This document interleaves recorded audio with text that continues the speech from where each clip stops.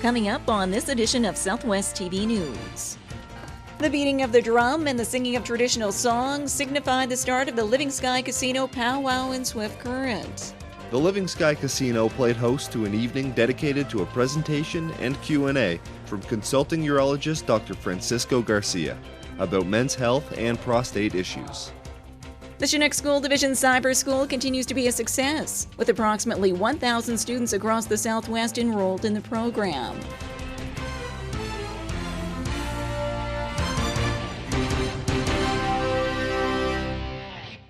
Thanks for joining us here today. First Nations culture was in the spotlight during the Living Sky Casino Pow Wow in Swift Current. We bring you the highlights in today's top story. The beating of the drum and the singing of traditional songs signified the start of the Living Sky Casino Pow Wow in Swift Current. The two-day event was steeped in tradition, bringing together dancers and drummers from across Canada and the U.S.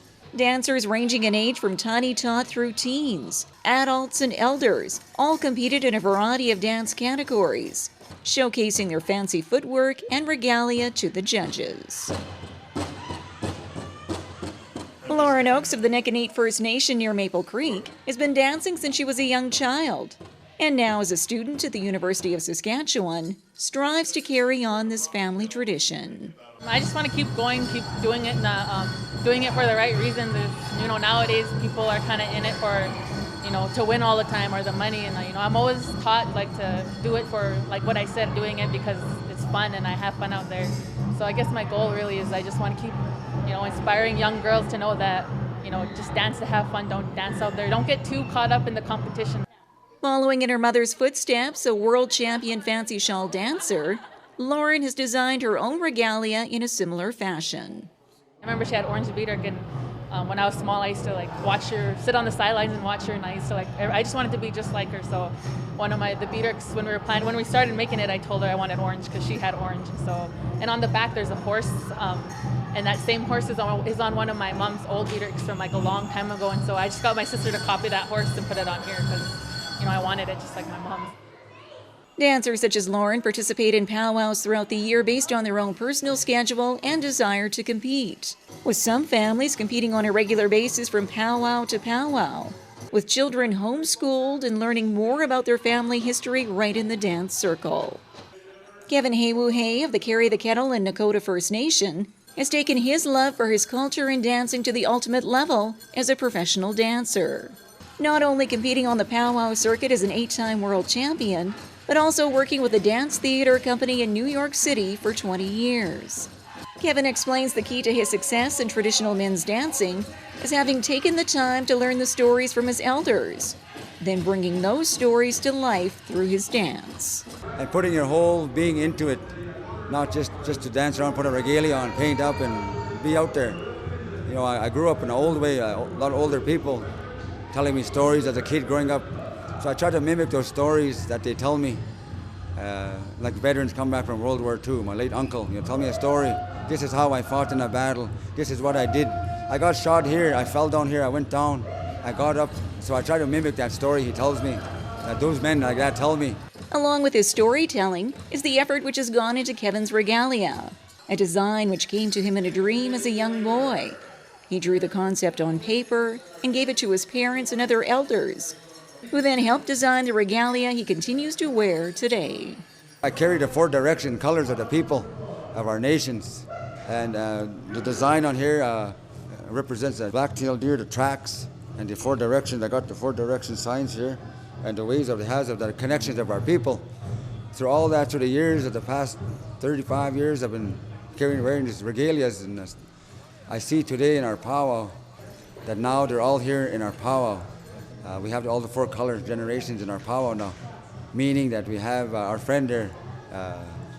We have the white people involved, Native people. We have some African American people dancing our celebrations now, and now we have some Chinese people involved now that are involved in our powwow. So now you see unity coming to our people, because we all believe in our ancestry people. We come from the animal beings, that we have that way. So when we wear our regalias, we always represent these things like these weasels, what they do in life themselves, to help us in our lives. The paint that we wear too, they say that the scouts, they wear it, they're going to take a life in battle. So they're kind of hiding on the Creator, and they're doing those kind of things. They paint their face as different societies, from a scout to a warrior on a horseback. Those ones have those rights from those veterans that they're going to the battle, things like that. So they say you dress your best in battle. So when you get killed in battle, you're ready to go into the spirit world. Fancy footwork, intricate beading, and ceremonial headdress, taking each dancer to a different realm as they honor their ancestors and their culture, all centered around the constant beating of the drum. You can't have a powwow without a drum. You know, obviously you need the music, you need the drum, but there's a beat to that drum. You know, when you hear the drum, when you hear the beat of it, it's like your heartbeat. And you feel alive. And then the singers come together. There could be 10, 15, 20 singers around a drum, but they're singing one song. They're coming together for one voice. And as many in the crowd enjoy the cultural showcase, the powwow is so much more than just a competition or display of the traditional regalia. It's a place of healing and friendship for the participants on the floor and in the stands. And perhaps the starting point for some to take an interest in their own roots. One thing would be is to keep the passion for your own people. Look into your own heritage, find out where you come from. Not to be afraid to come up to us, to the powwow. It's open to the public. The powwow continues to keep a piece of history alive for its descendants, while extending a hand of friendship and hopes of a brighter tomorrow for all who walk through the door.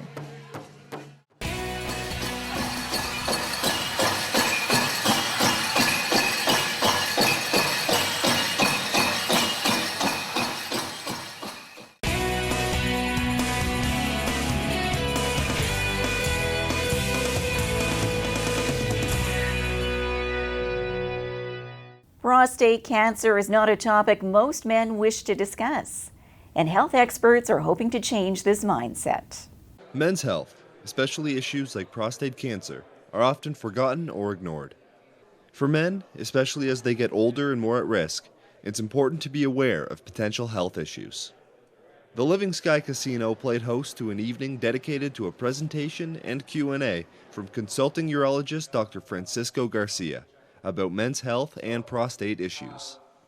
Grant Watson, co-chair of the Motorcycle Ride for Dad Swift Current, explains the importance of the evening and why men should be more informed about prostate cancer.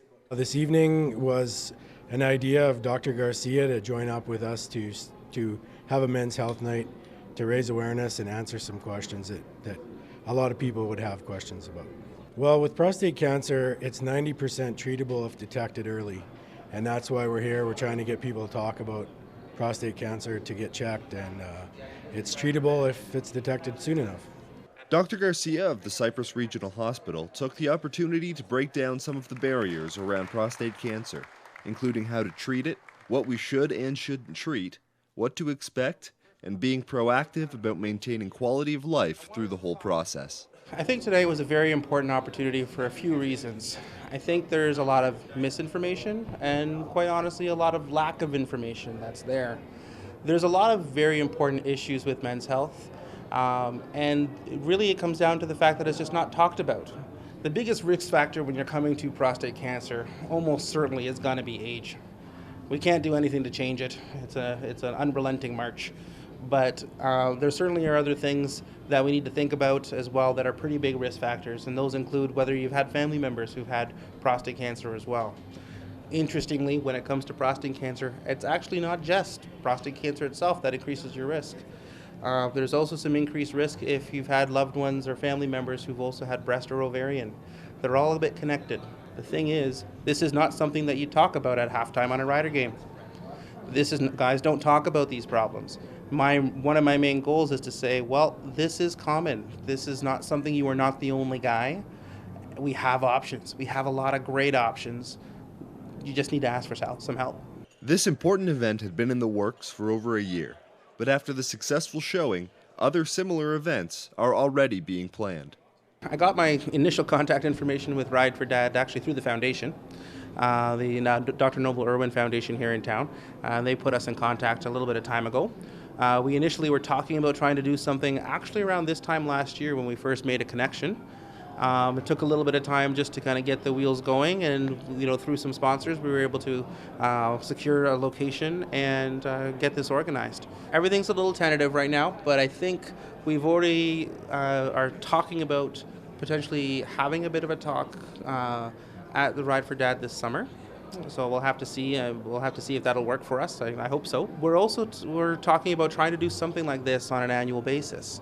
The Swift Current Ride for Dad is an annual event with 60% of money raised going to prostate cancer research and 40% to awareness. You can find more information at ridefordad.ca or contact Brent Watson at scmrfd@gmail.com. For Southwest TV News, I'm Craig Chaplin. This is a great example of the health region, the Cypress Health region, and the Ministry of Health working to put the patient first. With over 800 students enrolled across the Southwest, Chinook Cyber School is helping students to achieve top marks. The Chinook School Division Cyber School continues to be a success, with approximately 1,000 students across the Southwest enrolled in the program. A variety of courses are available for high school students, with plans to increase the choices based on students' interests.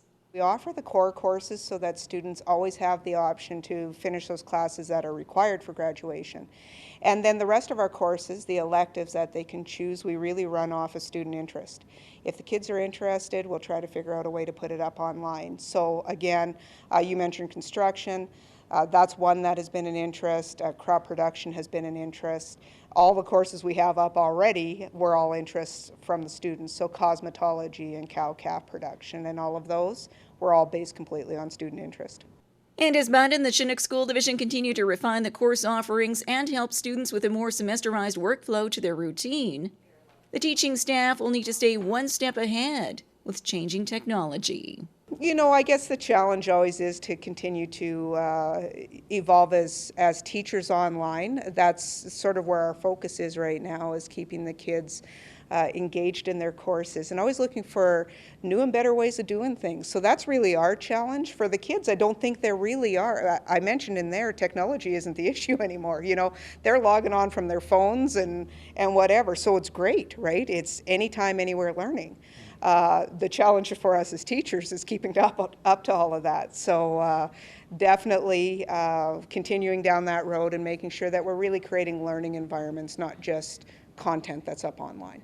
The Chinook School Division Cyber School was implemented in 2010 after the provincial correspondence school closed, and now offers 58 courses with 15 staff across the region.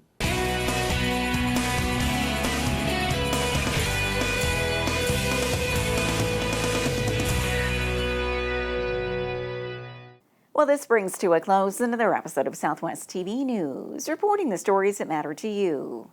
We always welcome your news tips. You can always reach us here by phone at our studio or by email to contact us at southwesttvnews.com. Also, be sure to join us daily online for the latest news from across Southwest Saskatchewan and so much more at MyLocalTV.ca. And be sure to follow us on a range of social media. Thanks for joining us here today. I'm Carol Andrews.